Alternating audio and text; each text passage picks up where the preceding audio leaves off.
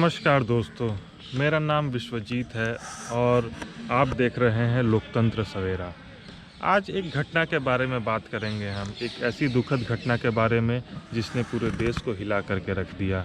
आज की घटना के बारे में बात करते हुए मच्छू नदी के बारे में बात करेंगे।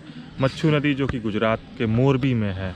अभी मोरबी का हादसा बहुत ही ज़्यादा सुर्खियों में बना हुआ है। तो मोरबी में क्या हुआ था आखिर में, आंखों देखा हाल वहाँ के चश्मदीदों के द्वारा जो बताया गया है, हम उसकी बातें करेंगे।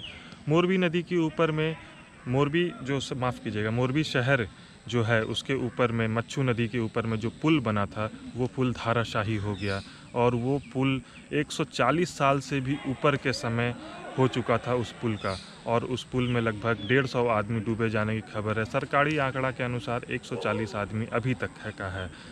तो मोरबी नदी के ऊपर में त्योहारी सीज़न चल रहा था। त्योहारी सीज़न का आखिरी सप्ताह था, संडे का दिन था, गुजराती नव वर्ष भी था और छठ पूजा भी था। लेकिन लोग वहाँ छठ पूजा के लिए नहीं जुटे थे। लोग वहाँ पर संडे था, लोग वहाँ पर जुटे थे। कुछ लोग रील्स बना रहे थे, कुछ लोग तस्वीरें खिंचवा रहे थे, अपने खूबसूरत पलों को कैमरों में कैद कर रहे थे। लेकिन इसी बीच अचानक पुल टूटा और ये हादसा हो गया। ये पुल टूटने के दौरान वहाँ पर जितने भी लोग थे सारे लोग नदी में समा गए।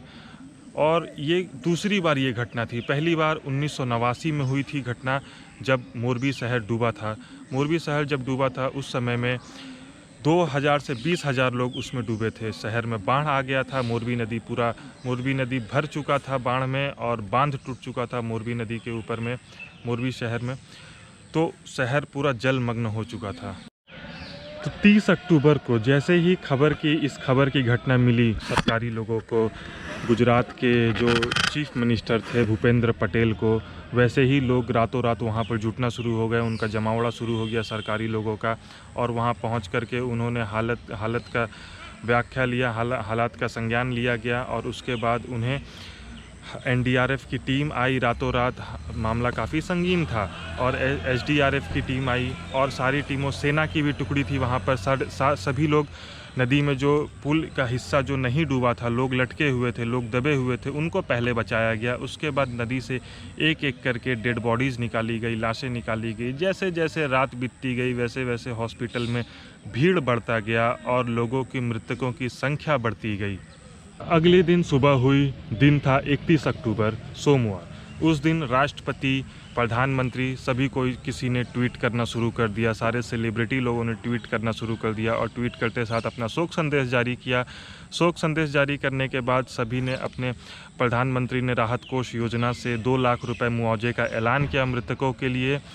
अब बात करते हैं मेन टॉपिक पे, जो कि मरम्मत का। पुल का काम जस्ट 5 दिन पहले ही मरम्मत पूरा हुआ था, और ऐसा क्या हुआ कि मरम्मत के 5 दिन के बाद पुल धाराशाही होकर के नदी में गिर पड़ा।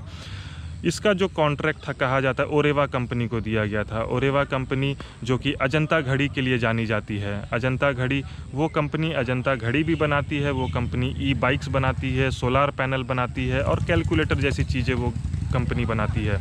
और उस कंपनी के जो मालिक थे उनसे कुछ दिन पहले इंटरव्यू हुआ था और उसमें कहा गया था इस पुल में जो लागत आई थी 2 करोड़ रुपए के आसपास लागत आई थी। सोच सकते हैं, 2 करोड़ रुपए की लागत आई थी। और उसके बाद से कहा जा रहा था कि 8 से 10 साल तक उसका ड्यूरेशन रहेगा, मतलब 8 से 10 साल तक मेंटेनेंस जो रहेगा वो ओरेवा कंपनी के पास में रहेगा। और ये जो कॉन्ट्रैक्ट था मोरबी नगर पालिका के पास में था। तो इसी के साथ गुजरात मॉडल पे भी काफ़ी लोग सवाल या निशान खड़ा कर रहे हैं। 25 से 30 लोग को पुल पर जाने की अनुमति थी और 17 रुपये टिकट था टीनेजर्स का, मतलब एडल्ट का 17 रुपये टिकट था और बच्चों का 15 रुपये टिकट था। और लोग भारी संख्या में वहां पहुंचे थे। दिन रविवार का था, तो 25-30 से बढ़ करके 150 से 200, और जिस समय यह घटना हुई उस समय कहा जा रहा है कि 350 लोग पुल पर मौजूद थे। तो क्या मुनाफे के लिए, सवाल ये उठता है, क्या मुनाफे के लिए भीड़ को बढ़ने दिया गया? और इसके साथ ही हम अपने बातों को ख़त्म करना चाहेंगे। बहुत ही दुखद समाचार है। तब तक के लिए नमस्कार दोस्तों, जय हिंद।